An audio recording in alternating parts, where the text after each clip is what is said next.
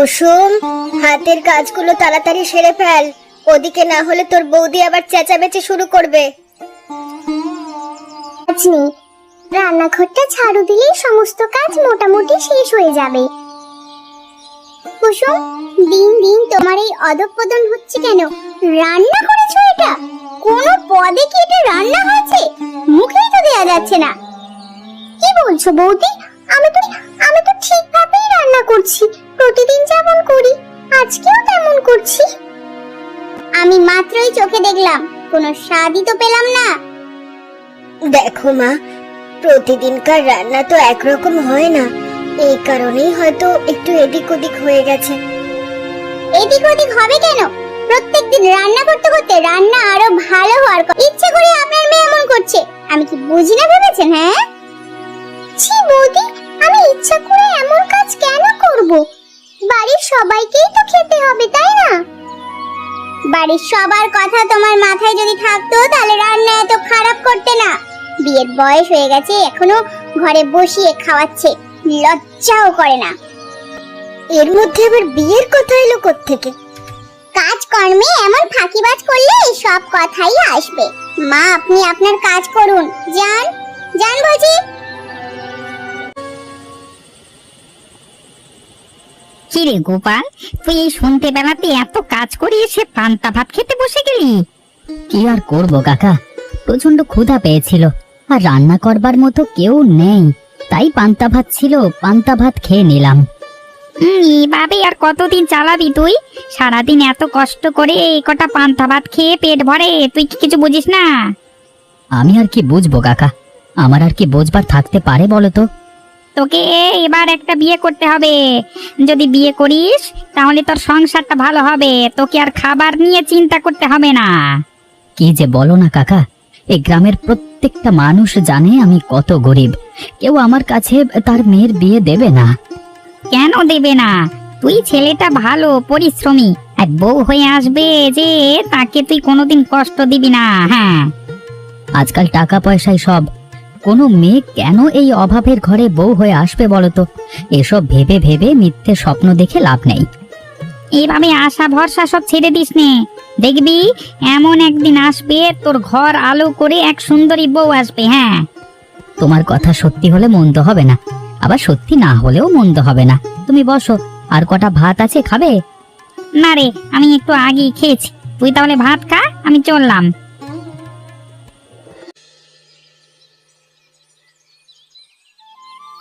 আরে, এই রোদের মধ্যে তুমি কাজ করছো? একটু চিরিয়ে নিলেও তো পারো। এই রোদের মধ্যে কাজ করতে তোমার কষ্ট হয় না?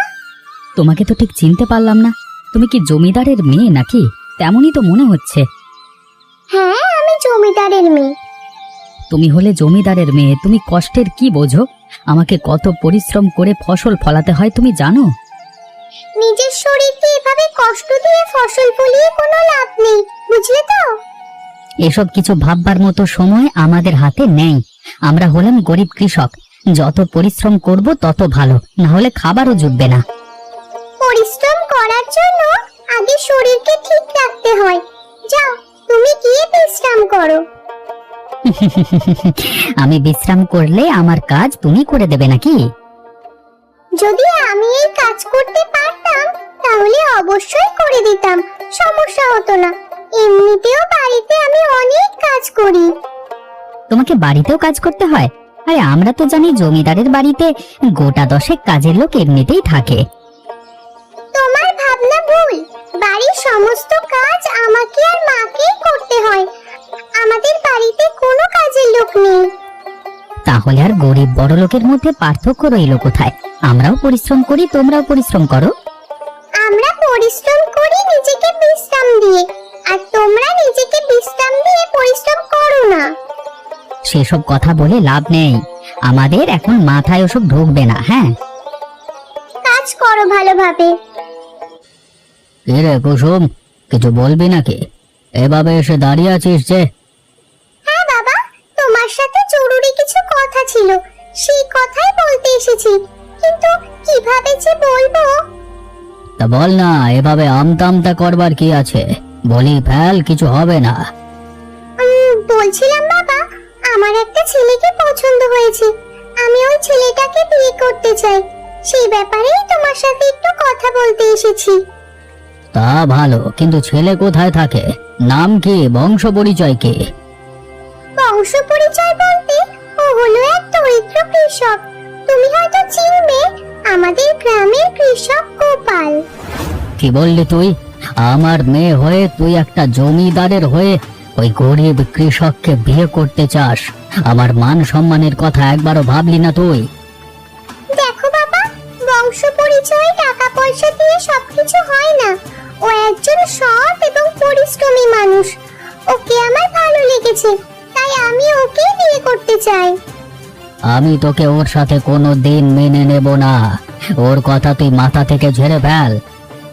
আমি তোমাকে সিদ্ধান্ত জানিয়ে দিয়েছি, আমি বিয়ে করলে ওকেই করব। তুমি যদি না মেনে নাও, তাহলে আমি এই বাড়ি ছেড়ে চলে যাব। আরে, আপনি এত সকাল সকাল আমার বাড়িতে এসেছেন কেন? কি হয়েছে? আর আপনার হাতে ব্যাগপত্র কেন? আমি তোমার কাছে চলে এসেছি। তোমাকে আমার ভালো লাগে, আর আমি তোমাকেই বিয়ে করব।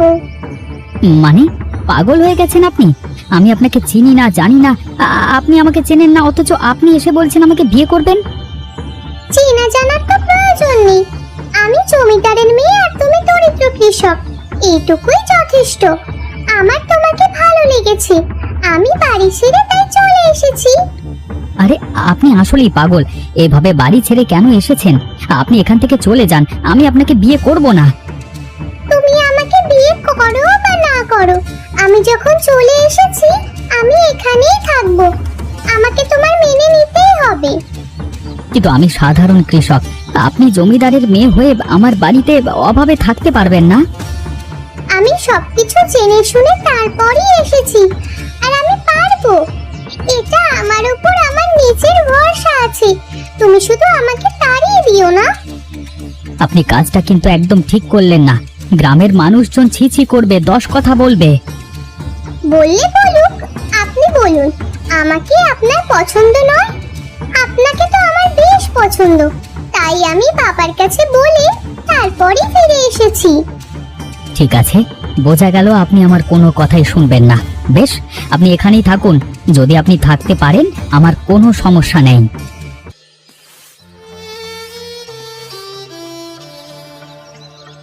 বাবা গো, উফ, জমিদারের মেয়ে হয়েও এই ভাঙা বাড়িতে থাকতে তো লজ্জা লাগে না কুসুম? আরে বৌদি, তুমি কখন এলে? এসো এসো, বসো। ওগো, দেখো আমার বৌদি এসেছে।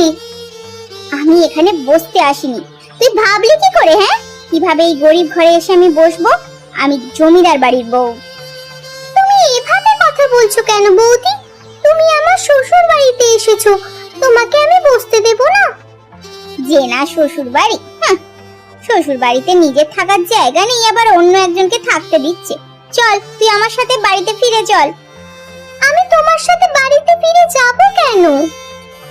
যাব না তো কি করব? হ্যাঁ, গ্রামের লোকজন তোকে নিয়ে চিচি করছে। জমিদারের মেয়ে হয়ে এই গরিব ঘরে এসে পড়ে আছিস, লজ্জা লাগে না তোর? দেখুন, আপনি কুসুমের বৌদি, সেই হিসেবে আপনাকে আমি অবশ্যই সম্মান করি। কিন্তু আপনি আমার সাথে আমার স্ত্রীকে এভাবে অপমান করতে পারেন না। বিয়ে হতে না হতে বউয়ের জন্য দরদ দেখছি উতলে পড়েছে। হ্যাঁ, দেখো বৌদি, তুমি আমার স্বামীর সাথে এভাবে কথা বলতে পারো না। এসেছো, আপ্যায়ন করতে চেয়েছি, করতে দাওনি, তাই এখান থেকে এই মুহূর্তেই চলে যাও। আমি সুখে আছি। স্বামী স্ত্রী প্রেম দেখে গা পিত্তি একদম জ্বলে যায়। দেখবো দেখবো এই প্রেম কতদিন থাকে।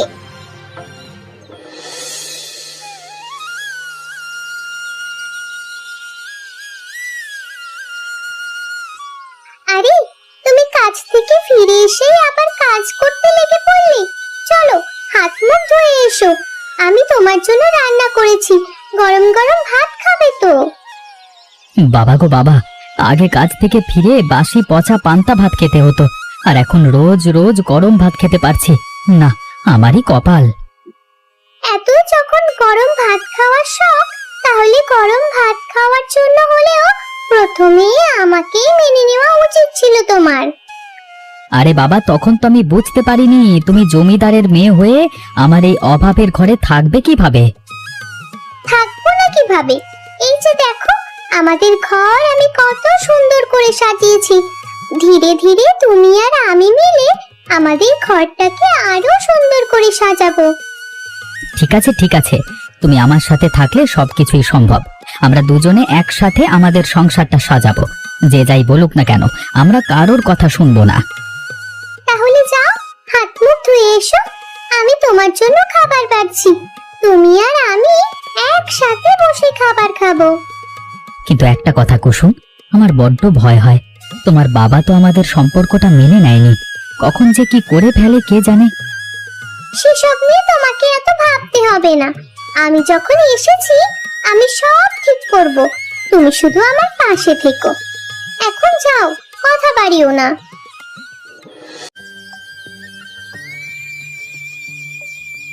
কুসুম, তুই এ বাড়িতে থাকিস আর এই হালে থাকিস? আমার মেয়ে হয়ে তুই এত কাজ করছিস? আরে বাবা, তুমি এসেছো? এসো এসো, তুমি বসো। কিন্তু কিন্তু কোথায় যে বসতে দেবো তোমাকে? আগে বল, তুই এ বাড়িতেই থাকিস? এই ছোট্ট ভাঙা বাড়িতে থাকতে তোর কষ্ট হয় না? তুই আমার সাথে ফিরে চল। কুসুম, কুসুম, কোথায় গেলে তুমি? দেখো আমি এসেছি। আরে জমিদার বাবু, আপনি এখানে? আমার মতো গরিব বাড়িতে আপনি? আরে কুসুম, তুমি দাঁড়িয়ে আছো কেন? জমিদার বাবুকে বসবার জন্য কিছু দাও। আচ্ছা দাঁড়াও, আমি দিচ্ছি। বসুন জমিদার বাবু, কিছু মনে করবেন না, চেয়ারটা একদম পরিষ্কার আছে। তাহলে তুমি সেই গোপাল যার জন্য আমার মেয়ে বাড়ি ছেড়েছিল? হ্যাঁ জমিদার বাবু, তবে বিশ্বাস করুন, আমি আপনার মেয়েকে বাড়ি ছাড়তে বলিনি। আমি জানি আমার মেয়ে নিজে থেকেই চলে এসেছে। যাই হোক, তুই এখানে সুখে আছিস? হ্যাঁ বাবা, এটা শুধুমাত্র আমার সংসার। আমি নিজের হাতে সব সাজিয়ে গুছিয়ে নিচ্ছি। কুসুম, তুমি দাঁড়িয়ে আছো কেন? বাবাকে কিছু খেতে দাও। বাবা এসেছেন, খালি মুখে বসে থাকবেন নাকি? না বাবা, মিষ্টি মুখ করো। সর্বপ্রথম তুমি আমার শ্বশুর বাড়িতে এসেছো। আমি তোদের আপ্যায়নে খুব খুশি হয়েছে।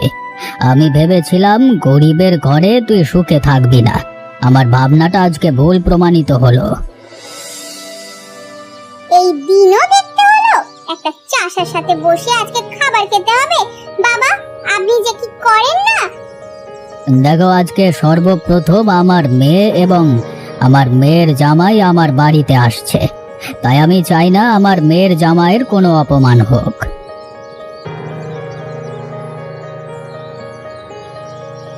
ওই যে আপনার গরিব মেয়ের জামাই চলে এসেছে, হাতে করে আবার একটা কি নিয়ে এসেছে দেখো না। এক হাঁড়ি ভর্তি মিষ্টি। সেটা না আনলেও চলতো, ওসব আমরা বাড়ির কুকুরেরাও খায় না, বুঝেছো? আহা সুনিতা, অনেকক্ষণ ধরে দেখছি তুমি আবোল তাবোল কথা বলে যাচ্ছ। এখন দয়া করে একটু চুপ থাকো তো। আমি কথা বললেই তো তোমাদের ফসকা পড়ে যায়। আমি যে সঠিক কথা বলি সেটা তোমার কেউ দেখতে পাও না নাকি? আরে গোপাল বাবা, তোমরা দাঁড়িয়ে আছো কেন? এসো এসো, বসো। কুসুম, জামাইকে দাঁড় করিয়ে রাখবি, বসতে দে না। এসব চাষা ভুষাদের সাথে আমি একসাথে বসে খেতে পারবো না। কিছু মনে করবেন না বাবা, আপনাদের রুচিতে এসব যায়, কিন্তু আমার রুচিতে এসব যায় না। এই ছোট লোক চাষিটার জন্য আমাকে কত কথা শুনতে হয়েছে গ্রামবাসীদের কাছ থেকে। আজকে আমি ওই কুসুম আর চাষিটাকে মেরে ফেলবো। ওরে বাবা গো, মা গো, জ্বলে গেলাম। কি কোথায় আছো? আমাকে বাঁচাও। জ্বলে গেলাম, পড়ে গেলাম গো। ও বাবা গো, বাবারে। বৌদি, কি হয়েছে তোমার? তুমি এভাবে চিৎকার করছো কেন? কি হয়েছেটা কি? আরে কে কোথায় আছো? ওমা, একবার রান্না করে এসো তো। আমাকে বাঁচা কুসুমা, আমাকে বাঁচা। জ্বলে গেলাম গো, আমি যে সহ্য করতে পারছি না। কেউ ডাক্তারের কাছে নিয়ে চলো। কেউ ডাক্তারের কাছে নিয়ে চলো। আরে তুমি আগে ওঠো, তোমার পা তো দেখছি একদম পুড়ে গেছে। জল ঢালতে হবে, ঠান্ডা জল। আরে ও মা, কোথায় গেলে তুমি? তাড়াতাড়ি এসো। আরে কি হয়েছে? এভাবে চিৎকার করছিস কেন? আরে দেখো, বৌদি কি অঘটন ঘটিয়েছে। তুমি তাড়াতাড়ি আমাকে একটু ঠান্ডা জল দাও। বৌদির পায়ে ঢালতে হবে যে। বৌদি, তুমি তুমি ওঠো, এখানে এসে বসো। হায় উপরওয়ালা, এ তুমি কি অঘটন ঘটালে বৌমা? আস্তে কুসুম আস্তে, আমার পা ঝুলে গেছে রে, মনে হয় চামড়াটা পুরোটাই উঠে গেছে। আস্তে আস্তে জল ঢাল। চিন্তা করো না বৌদি, ঠান্ডা জল দিয়েছি, এখন ধীরে ধীরে জ্বালাটা কমে আসবে। আমি বরং দাদাকে বলে চিকিৎসার ব্যবস্থা করাচ্ছি, কেমন? এই পোড়াটা একদম জঘন্য হয়ে গেছে, এই পোড়ার চিকিৎসা করতে হবে, না হলে কিন্তু ভালো হবে না। তো একদিন গেলে দেখবে চামড়াগুলো খসে যেতে শুরু করবে। তাই না? আজকের দিন তো চলেই গেল, কালকে শহর থেকে ভালো ডাক্তার আনবো, তারপর বৌদির চিকিৎসা করাবো। গ্রামের এসব হাতুড়ি ডাক্তার দিয়ে চিকিৎসা করাবো না। কুসুম, তুমি আমাকে নিয়ে এত চিন্তা করছো কেন? আমি তো তোমার ক্ষতি করার জন্যই রান্নাঘরের খাবারে বিষ মেশাতে গেছিলাম, আর তুমি কি না আমার সেবা করছো? বৌদি, তুমি তো এই বাড়িতে আসার পর থেকে আমি তোমাকে দিদি হিসেবেই মেনে নিয়েছি। তুমি যেমনই হও না কেন, তুমি তো আমার দিদির মতো। আমি তোমাকে কিভাবে তোমার বিপদে ছেড়ে দিতে পারি বলো? আমার যে এখন আসলে কি বলা উচিত আমি নিজেও জানি না। আমি তোমাকে দিয়ে কত কাজ করিয়েছি, কত অত্যাচার করেছি, অপমান করেছি, তা তো হিসাবের বাইরে। বৌদি, সেসব অতীতের কথা, অতীতের কথা মনে রাখতে নেই। আমি সেসব নিয়ে কিছু ভাবি না, অথবা কোনোদিন ভাবিও নি। তোমার মতো মানুষ হয় না কুসুম।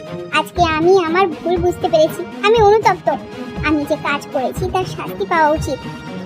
তোমার সাথে যে দুর্ঘটনা ঘটেছে, এরপর তোমার আর শাস্তি পাওয়ার কোনো দরকার নেই বৌদি। আমি শুধু চাই তুমি খুব দ্রুত সুস্থ হও। আগের থেকে ভালো আছে তো? না হলে শহরে নিয়ে যাব ডাক্তার দেখাতে। না বাবা, তুমি চিন্তা করো না, বৌদি এখন আগের থেকে অনেকটা ভালো আছে, এখন একটু একটু হাঁটতেও পারছি। কুসুম, আমি অনেক ভেবেছি, এই 2 দিন ভাবতে ভাবতে আমি ক্লান্ত। আসলে তোমার পা ধরে ক্ষমা চাওয়া ছাড়া আমার আর কোনো উপায় নেই। তুমি আমাকে ক্ষমা করে দাও, ক্ষমা করে দাও। আরে বৌদি, তুমি এসব কি করছো? আমার পা ধরছো কেন? আর তুমি এই অবস্থায় এখানে এসেছোই বা কেন? ক্ষমা চাইতে? ক্ষমা না চাওয়া পর্যন্ত আমার মনকে আমি শান্ত করতে পারছিলাম না। আমাকে ক্ষমা করে দাও কুসুম, ক্ষমা করে দাও। আরে বললাম তো, তোমার প্রতি আমার কোনো রাগ ক্ষোভ কিচ্ছু নেই। আমি কিন্তু গোপালকেও অপমান করেছি, এই বাড়িতে ঢুকতে না ঢুকতেও কত খারাপ খারাপ কটু কথা বলেছি। তুমি এখনো গোপালকে চিনতে পারলে না বৌদি? ও সেসব কিছুই মনে রাখেনি, সত্যি বলছি। তুমি আর কষ্ট পেও না। অবশেষে এতদিন পর আমার সংসারটা আবার জোড়া লাগলো। বৌমা, তুমি এসব নিয়ে আর কষ্ট পেও না, শুধু আমাদের সাথে একটু মিলেমিশে থাকো। আমি আপনাকে কথা দিচ্ছি, এই সংসারে আর কোনো ভাঙন লাগবে না। আমি যতদিন আছি এই সংসারটাকে আগলে রাখবো, এটাই তো আমার কর্তব্য। বেশ, সব যখন ঠিক হয়েই গেছে, তাহলে সেসব কথা নিয়ে এখনো পড়ে থাকলে হবে? চলো সবাই আনন্দ করি, আমরা পুরো পরিবার এক হয়েছি। তোমরা সবাই শোনো, আমি একটা সিদ্ধান্ত নিয়েছি। আশা করছি তোমরা আমার সিদ্ধান্তকে সবাই সম্মান জানাবে। তুমি আবার হঠাৎ করে কি সিদ্ধান্ত নিলে? এত বছর পর আমি আসলে বুঝতে পেরেছি টাকা পয়সা অথবা ধন দৌলত মানুষকে সুখী করতে পারে না। সেটা আমাকে আমার মেয়ে এবং মেয়ে জামাই শিখিয়েছে। তা তো অবশ্যই বাবা, আমরা এই বাড়িতে থেকে যতটুকু সুখ শান্তি পাই, তার থেকে দ্বিগুণ সুখ শান্তি কুসুমই ভাঙা ঘরে থেকে পাই। তাই আমি সিদ্ধান্ত নিয়েছি, আজকে থেকে আমি ওই ভাঙা ঘরে গিয়ে থাকবো। ওটাই আমার শেষ ঠিকানা। এটা তুমি কি বলছো? তাহলে আমাদের এই বাড়ি ঘরের কি হবে? কেন, তোমরা আছো না? আরে তোমরা এ বাড়িতেই থাকো, আমি মাঝে মধ্যে এসে সবকিছু দেখে শুনে যাব। আমি ওই ভাঙা ঘরে গিয়েই শান্তি পাবো। এটা আপনি কি বলছেন বাবা? এই জমিদার বিষয় সম্পত্তি সবকিছু ছেড়ে আপনি চলে যাবেন?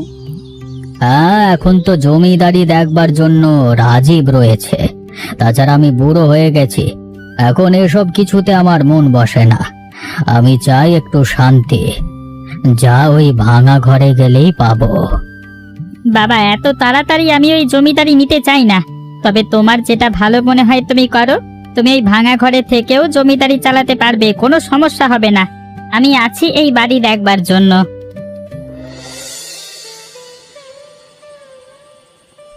কি রে গোপাল, একদিন তোকে বলেছিলাম না খুব সুন্দরী একটা মেয়ে তোর ঘরের বউ হয়ে আসবে? আমার কথা মিললো তো? মিললো মানে? দেখো কিভাবে মিলে গেল, একদম জমিদার বাড়ির মেয়ে এসে আমার ঘরে উঠে গেছে। হ্যাঁ, ভাগ্যিস সেদিন তোমাকে কাজ করতে দেখে ভালো লেগেছিল, না হলে কি আর জমিদার বাড়ির মেয়ে নাগাল পেতে তুমি? আমার জামাইও কিন্তু কম না। আমরা যতটা পরিশ্রম করি তার থেকে শতগুণ বেশি পরিশ্রম করে আমার জামাই। এমন একটা জামাই পাওয়া ভাগ্যের ব্যাপার। আজকে বুঝতে পারলাম, আসলে ওই বড় অট্টালিকার অহংকার নিয়ে থাকার থেকে এই ভাঙা ঘরে সবার সাথে মিলেমিশে থাকার আনন্দটাই বেশি। চলো তাহলে তুমি আর আমি মিলে আরো একটা ভাঙা ঘর তৈরি করি, সেখানে তুমি আর আমি মিলে সংসার শুরু করি। এতে আমার অবশ্য কোনো সমস্যা নেই, কারণ তোমার বাবা এখন এই ভাঙা ঘরেই থাকতে শুরু করেছে। তাহলে আমরা পারবো না কেন? হ্যাঁ, আপনাদের কাউকে কোথাও থাকতে হবে না, সবাই মিলে এখানে থাকুন। আমি নতুন করে একটা পরিবার পেয়েছি, এটা যে আমার কত আনন্দের তা আপনাদের বোঝাতে পারবো না।